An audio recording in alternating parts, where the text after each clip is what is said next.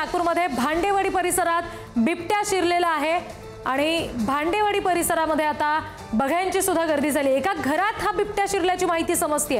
ही दृश्य आपण बघतोय, बिबट्याचा हे शेपूट आपल्याला पाहायला मिळतंय। कुठलीच हालचाल सध्या नाहीये, मात्र कदाचित हा बिबट्या जखमी असल्याची शक्यता वर्तवली जाते। प्रतिनिधी जितेंद्र शिंगाडे यांच्याकडून आणखी तपशील घेऊया। जितेंद्र, आता बिबट्या नेमका कुठे आहे? वन विभागाकडून काय प्रयत्न सुरू आहेत रेस्क्यूसाठी?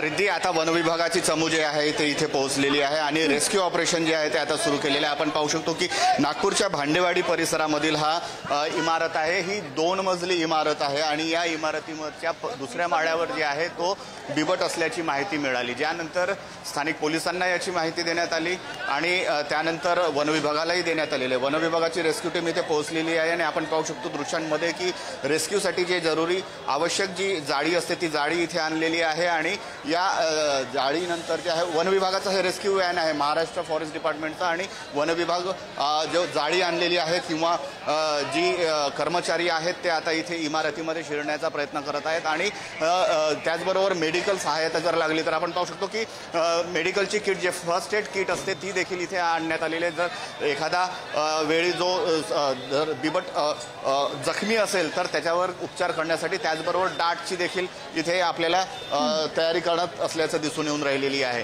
महत्त्वाचं म्हणजे आता इथे जे दुसऱ्या माळ्यावर असल्याचं आहे आणि दरवाजा बंद केलेला आहे। ही पहिल्या माळ्यावर आहे आणि तुम्ही आला होता इथे, तुम्ही बघितलं का काय झाले होते? एक प्रत्यक्षदर्शी आपल्यासोबत आहेत। मी इथे कामानिमित्त जात होतो तेव्हा सकाळी 7च्या दरम्यान इथच्या घरमालकांना तो दिसला।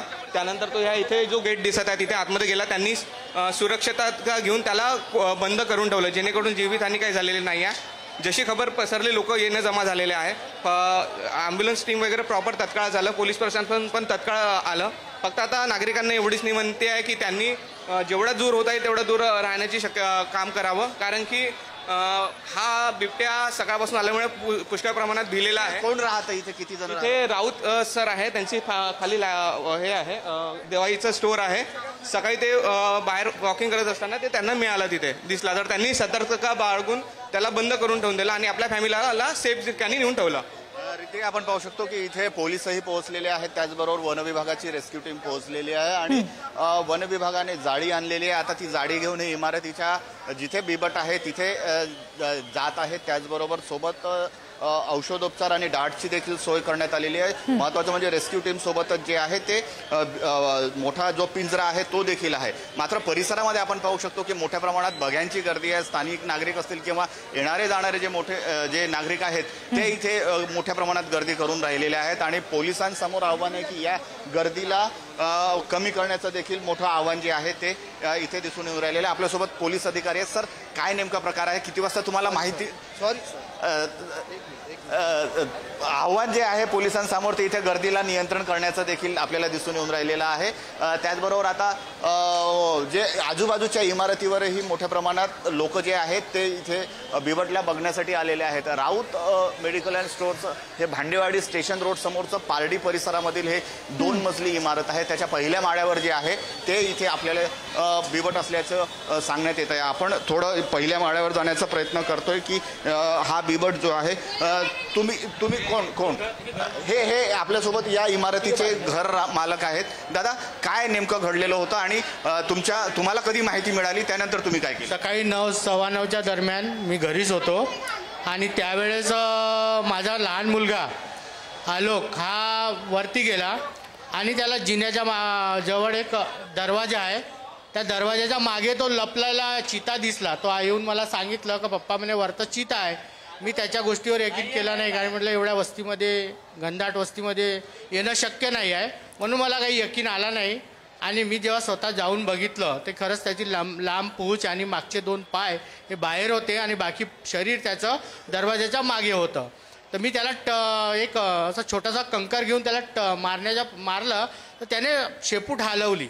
त्यावेळेस त्याने काही असा ॲक्शन घेतलं नाही आणि त्यावेळेस मी समजलो का हा खरंच म्हटलं चिता आहे। रात्रीच्या वेळेस म्हटलं हा आलेला आहे आणि मग आलो खाली, 100 नंबरवर कॉल केला पोलीस आणि कंट्रोल रूमला याची माहिती दिली आणि फॉरेस्टवाल्यांना पण त्यांची माहिती दिली आणि मग आजूबाजूच्या सगळ्या लोकांना माहीत झालं आणि अशा प्रकारे मग हे माळ्यावर कोण राहतं आणि आता सध्या काय स्थिती आहे? तुम्ही बंद केलेला आहे दरवाजा, खोलीमध्ये आहे, काय आहे? आता माझा लहान भाऊ वरती राहते आणि त्याचा परिवार पूर्ण आतमध्ये आहे. बाहेरून आम्ही सर्व दरवाजे लॉक केलेले आहे. खाली माझा परिवार राहते. मी माझ्या परिवाराला आतमध्ये ठेवला आहे आणि बाहेरून लॉक केले आहे. कोणत्या रूममध्ये आहे की रूममध्ये नाही आहे तो, जे आपल्या चढाचा जिना राहते आणि त्याचं जे फाउंडेशन राहते मधातलं त्याचा दरवाजा आहे. त्या दरवाजाच्या मागे तो लपून बसलेला आहे. तुम्ही ते बंद केलंय? तो जिथे आहे तो ते म्हणजे तो ओपनच आहे. तो दरवाजाच्या मागेच आहे. पण त्याने आम्ही आमची जे रूम आहे आमच्या रूमचे आम्ही दरवाजे लॉक केले आहे. आणि कुठून बाहेर पडू शकतो का तिथून? हो, तिथून पडण्याचे चान्सेस आहे, कारण की वरती जाऊ शकते आणि तो खाली येऊ शकते जिन्याने. तर आपण पाहू शकतो की हे राऊत आहेत आणि यांचं हे घर आहे. 2 मजलीचं इमारत आहे. इथे जे आहे ते जे बिबट शिरलेला होता त्यांना सकाळी माहिती पडली होती. हे घरमालक आहेत आणि त्याच्यानंतर जे आहे ते त्यांनी माहिती जी आहे ती पोलिसांना दिली आणि वनविभागाला दिली. वनविभागाची टीम आणि पोलिसही पोहोचलेले आहेत आणि बिबट्याचं रेस्क्यू ऑपरेशन जे सुरू झालेलं आहे. मात्र आपण पाहू शकतो की दोन्ही बाजूला हा इथून एक ओव्हरब्रिज जातो, रेल्वे स्टेशनचा ओव्हरब्रिज आहे. प्रचंड अशी नागरिकांची गर्दी दिसून येत आहे दोन्ही बाजूला. त्याचबरोबर आजूबाजूच्या जे इमारती आहेत त्यावर देखील मोठ्या प्रमाणात जे आहे ते लोक जे आहेत ते बिबट्याला बघण्यासाठी इथे उभे असल्याची माहिती मिळते. वन विभागाचे कर्मचारी देखील इथे पोहोचले. अगदी आणि त्याच्यामुळे नागपूरमध्ये आता हा घरात बिबट्या शिरल्यानंतर त्याला कशा पद्धतीने रेस्क्यू केलं जातं या घटनेकडे सुद्धा आणि संभाजीनगरमध्ये अतिक्रमणावर जी कारवाई केली जाते त्या घटनेकडे सुद्धा आपलं लक्ष आहे. वेळोवेळी याचे तपशील प्रेक्षकांना आपण देऊया. सध्या एक छोटासा ब्रेक घेतोय. बघत रहा पुढारी न्यूज.